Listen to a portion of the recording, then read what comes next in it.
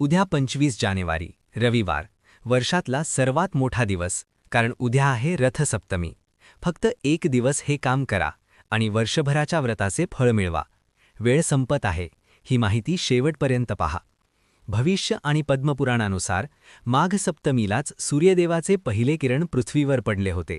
उद्या रविवार असल्याने हा योग अधिक शक्तिशाली झाला आहे. काय करायचे आहे? 1.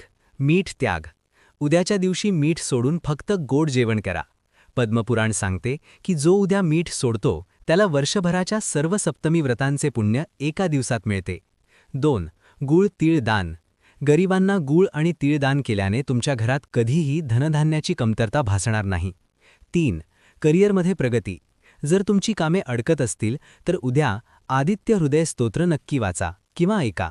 विशेष उपाय: आंघोळीच्या पाण्यात गंगाजळ टाकून स्नान करा आणि सूर्यदेवाला अर्घ्य द्या. उद्याची ही संधी गमावली तर पुढच्या वर्षापर्यंत वाट पाहावी लागेल. ही माहिती तुमच्या मित्रपरिवाराला आत्ताच शेअर करा. अशाच सखोल माहितीसाठी अमोघ चॅनलला सबस्क्राईब करा.